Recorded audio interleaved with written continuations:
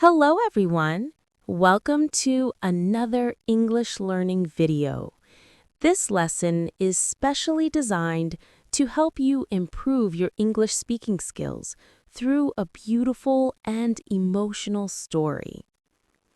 Today, I'm going to tell you a short but powerful story about a young woman named Sarah Davis. She went to the hospital because of a headache. She lied to the doctor, and that small lie changed her entire life forever.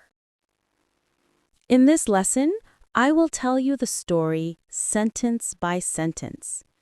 After each sentence, pause the video and repeat aloud. This method is called shadowing, and it trains your brain to speak English more naturally. Are you ready? Let's begin. My name is Sarah Davis, and this is the story about the day I went to meet a doctor. That day changed my life forever. I am 22 years old. I live in New York City. I work at a small coffee shop near my apartment.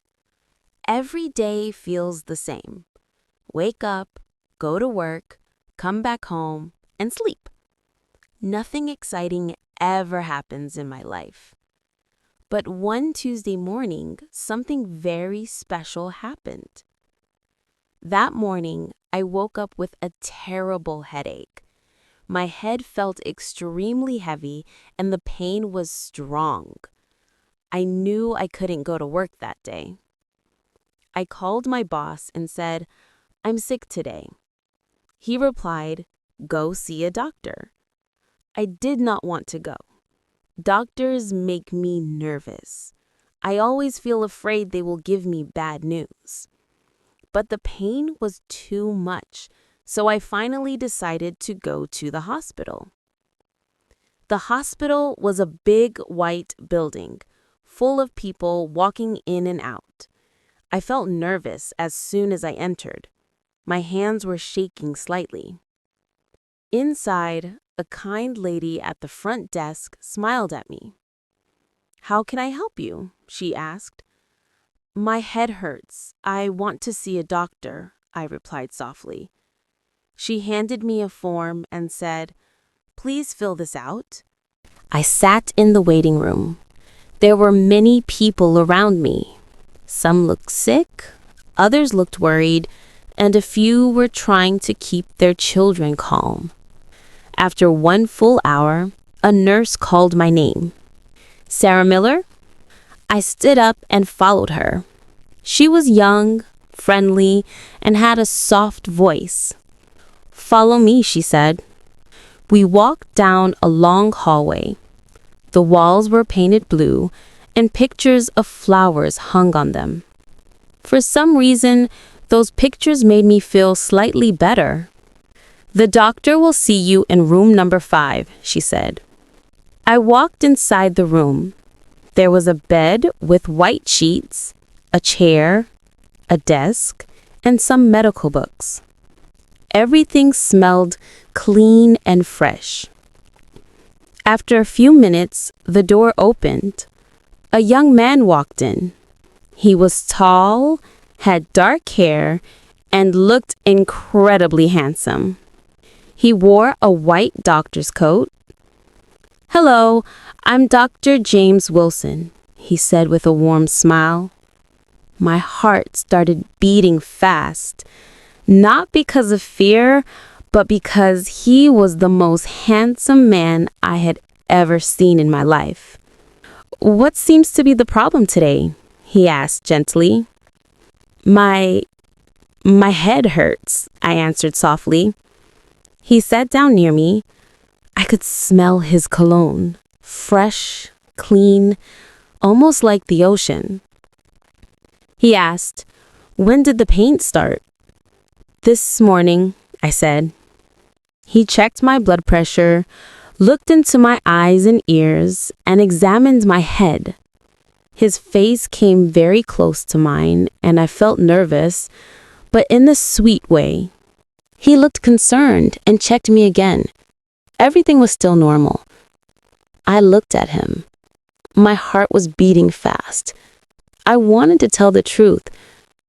"Dr. Wilson, I need to say something," I said. "Yes?" he asked. "My headache is actually gone. It got better days ago." He looked surprised.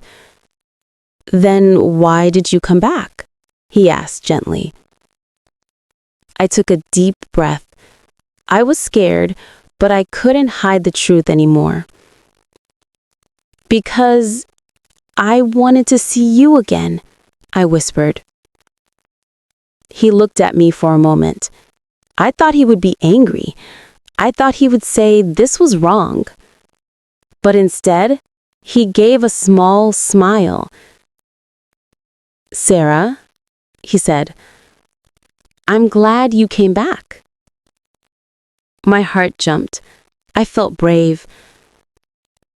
"Dr. Wilson," I said softly, "can I ask you something?" "Yes, of course," he replied. My whole body was shaking. "Would you like to go for coffee with me?" I asked. He looked surprised and stayed quiet for a moment. My face turned red.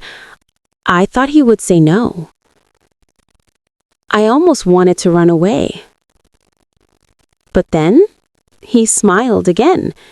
His blue eyes were warm and soft, and he said one simple word: "Yes."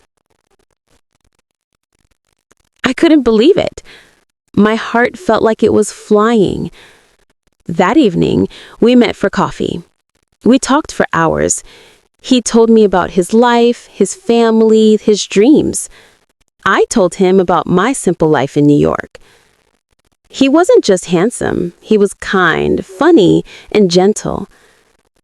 When he walked me home, he kissed me softly under the streetlight.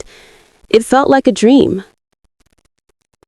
From that night, we saw each other every day.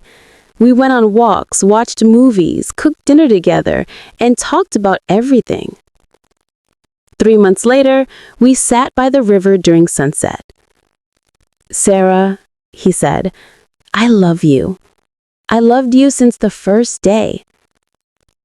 "I love you too," I said with tears in my eyes. 6 months later, he asked me to marry him. He proposed in the same hospital room where we first met. "Sarah, will you marry me?" I cried, laughed, and said, "Yes." Now we are married. We live in a small house with a beautiful garden. He still works at the hospital, and I opened my own bakery. I named it Sweet Headache because my small headache and my small lie brought us together. Every morning I wake up next to him and smile. Sometimes the best things happen when you are brave enough to ask. Sometimes love begins with a small lie, but ends with the beautiful truth. This is my story. This is how I met my husband.